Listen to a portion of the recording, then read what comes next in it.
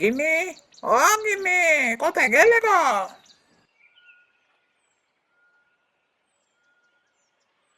কি হয়েছেটা কি? এ সকাল সকাল এখন চেঁচাচ্ছ কেন তুমি? আরে চেঁচাচ্ছি কি আর সারে? বলি কি করছো তুমি?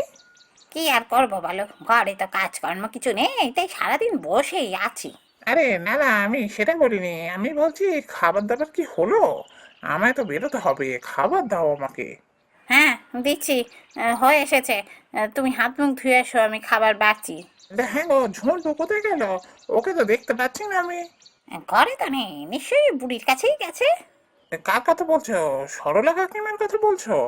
হ্যাঁ হ্যাঁ, ওই সরলা বুড়ির বাড়িতেই তো গিয়ে বসে থাকে তিনটে মিলে।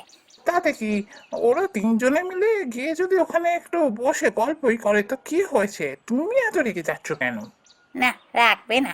ওইখানে গেলেই এক গাদা কি সব খেয়ে আসবে, তারপর ঘরে এসে কিচ্ছু খেতে চাইবে না। আমার খাবারগুলো সব পড়ে পড়ে নষ্ট হবে। আমার এসব ভালো লাগে না। কিন্তু আজকে ওদের স্কুল নেই। স্কুল নেই? বলি ছেলের খবর তো খুব রাখো দেখছি। স্কুলে গরমে ছুটি পড়ে গেছে, সেটাও জানো না? ও, তাই বুঝি? না, এটা সত্যি জানতাম না। ঠিক আছে ঠিক আছে, তুমি খাবার বলো তো, আমার দেরি হয়ে যাচ্ছে।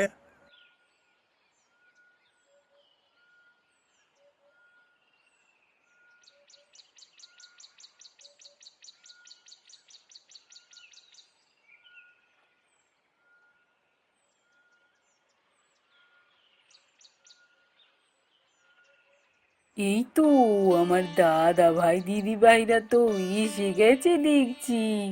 হ্যাঁ ঠাকুমা, আমরা তো এসে গেছি। বাবা, খুব ভালো। আয় আয়, ভেতরে আয়, এখানে দাঁড়িয়ে আছিস কেন?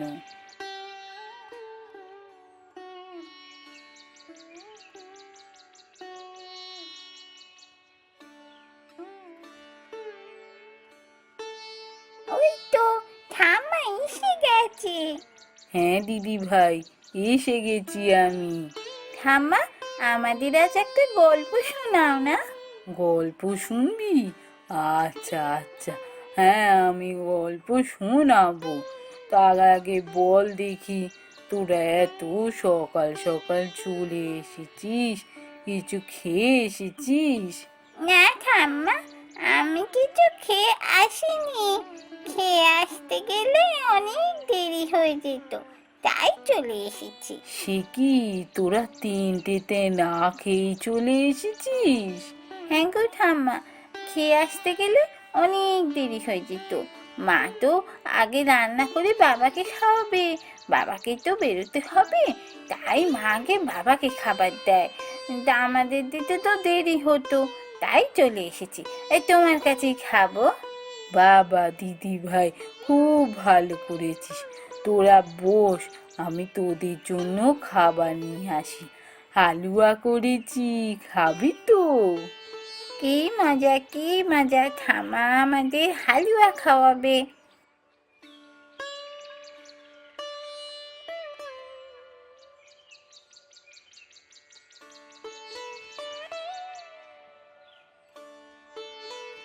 নে, তোরা এবার খেয়ে নে দেখি। আমি না ওদিকটায় একটু বসি, আমার শরীরটা কেমন খারাপ করছে।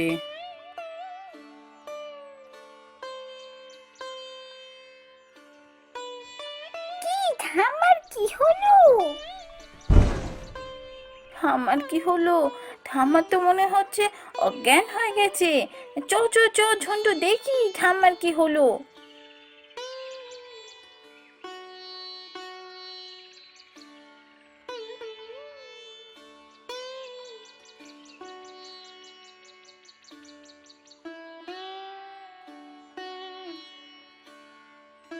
শোন, আমরা তো কিছু করতে পারবো না।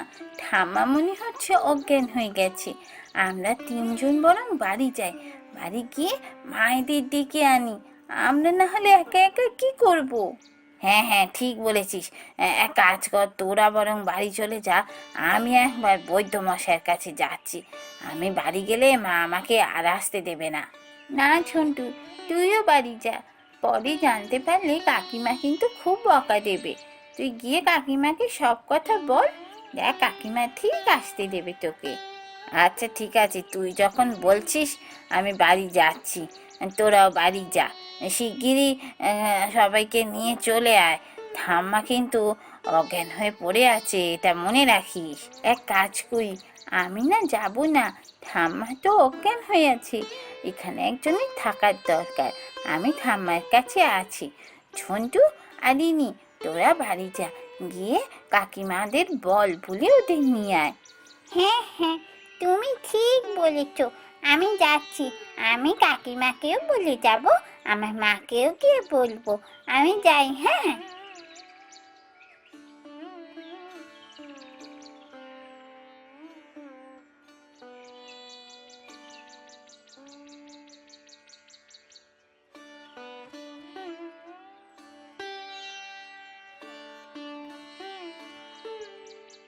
রত্না, এ রত্না, কোথায় গেলি রে? একবার শিগগিরই বাইরে আয়। আরে অনুদি যে, কি হয়েছে গো? আরে শিগগিরই চল, সরলা কাকিমা নাকি হঠাৎ করে অজ্ঞান হয়ে গেছে। সে কি, তুমি কি করে জানলে? আরে রিনি এসে খবর দিল আমাকে। আমি তো রিনির কথা শুনে হন্তদন্ত করে বেরিয়ে এসেছি। রিনি তোর কাছেই আসছিল, ও বললো মাকে গিয়ে খবরটা দিয়ে আসি। আমি ওকে পাঠিয়ে দিয়েছি সরলা কাকিমার বাড়িতে, তাই তোর কাছে আমি এলাম। চ চ, শিগগিরই চ। সে কি গো, এই তো ভয়ঙ্কর কথা। হ্যাঁ হ্যাঁ চলো, দেখি সরলা কাকিমার কি হলো। বয়স্ক মানুষ একা বাড়িতে থাকে, চলো চলো চলো।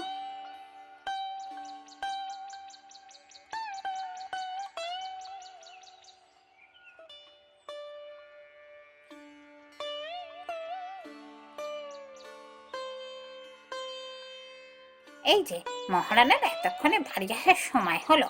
বলি, কোথায় ছিলি তুই? আমি তো ঠাম্মির বাড়িতে ছিলাম। শোনো না মা, কি হয়েছে? এই, এখন আমার কানের কাছে বক বক করতে আসবি না, কাজ করছি, আমার এত কথা শোনার সময় নেই।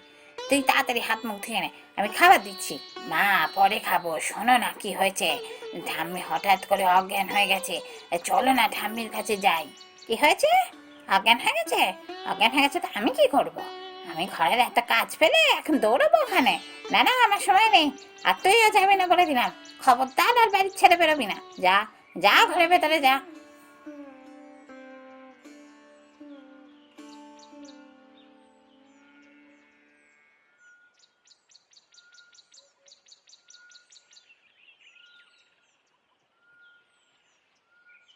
ভয়ের কিছু নেই, সুস্থ হয়ে যাবে।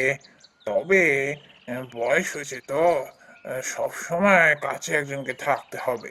আর কাজকর্ম কিছু করা চলবে না। এখন কদিন একদম বিছানায় শুয়ে কাটাতে হবে। একজনকে আমার সাথে পাঠান, আমি ওষুধ পাঠিয়ে দিচ্ছি। সোনালি, যা শিগগিরই যা, বৈদ্যমশাইয়ের সাথে যা, গিয়ে ওষুধগুলো নিয়ে আয়।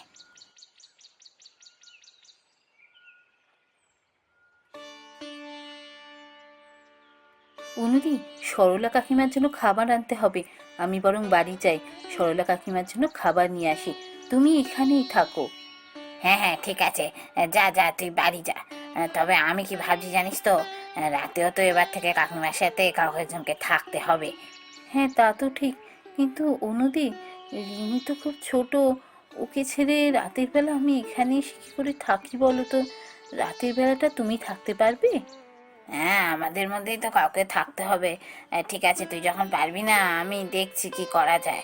হ্যাঁ রে, ঝন্টুর মা তো এলো না, একবার ওকে তো খবর দিতে হয়। ঝন্টু তো নিশ্চয়ই গিয়ে অপুদিকে সব বলেছে। অপুদি যা, মনে হয় আসতে চাইবে না। ঠিক আছে, আমি একবার যাওয়ার পথে অপুদির সাথে দেখা করে যাচ্ছি।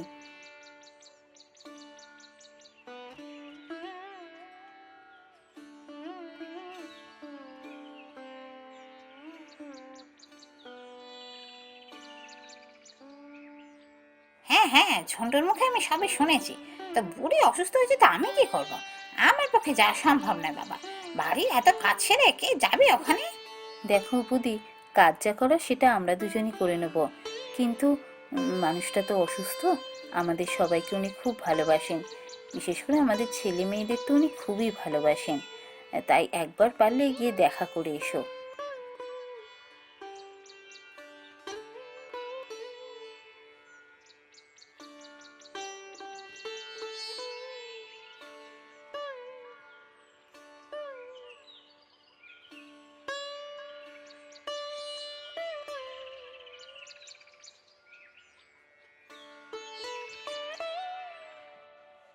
কাকিমা, আজ তোমার শরীর কেমন আছে? এখন আমি পুরোপুরি সুস্থ। আর আমায় নিয়ে এত ভাবিস না। সত্যি তোদের জন্যই আমি সুস্থ হতে পারলাম। এ কটা দিন তোদের ওপর খুব চাপ গেছে। শোন, আমি ভাবছি এ কদিন তো তোদের ওপর খুব চাপ গেল, একদিন বরং সবাই মিলে মাংস ভোজ করব। জমিয়ে ভুড়ি ভোজ হবে, আর সব রান্না আমি করব। বাবা, তা তো দারুণ কথা। কাকিমা, এসব নিয়ে তুমি এত ভেবো না। তুমি সুস্থ হয়ে গেছো, এতেই অনেক। ঠিক আছে, চলো আমরা তাহলে এবার বাড়ি যাই।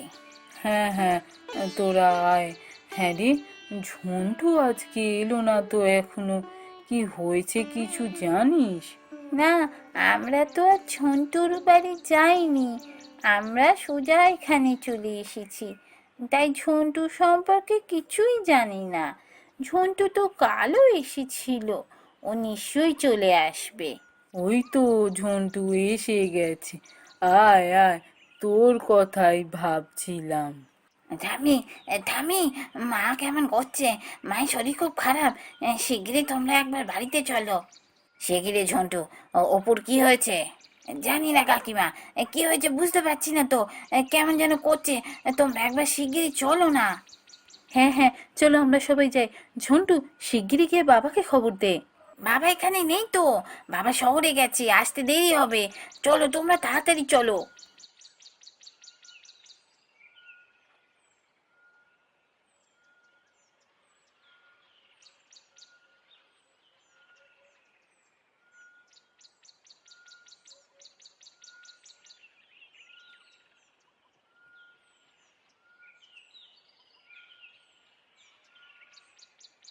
চিন্তার কিছু নেই, রক্তচাপ বেড়ে গেছিল, তাই এরকম অবস্থা হয়েছিল।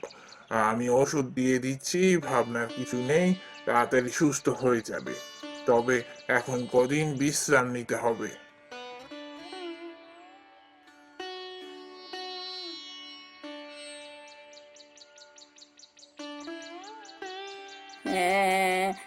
মায়ের কি হয়েছে? বাবা নেই এখানে, আমি কি করবো? হ্যাঁ ঝন্টু, তুই এত ভাবিস না। আমি আজ থেকে এখানেই থাকবো। তোর মা সুস্থ না হওয়া অবধি আমি এখানেই আছি। তুই কিচ্ছু ভাবিস না। ঝন্টু, কাঁদে না, আমরা তো আছি। তুই এত ভয় পাচ্ছিস কেন? তোর মা খুব তাড়াতাড়ি সুস্থ হয়ে যাবে। বৈদ্যমশাই বলে গেলেন তো, শুনলি না?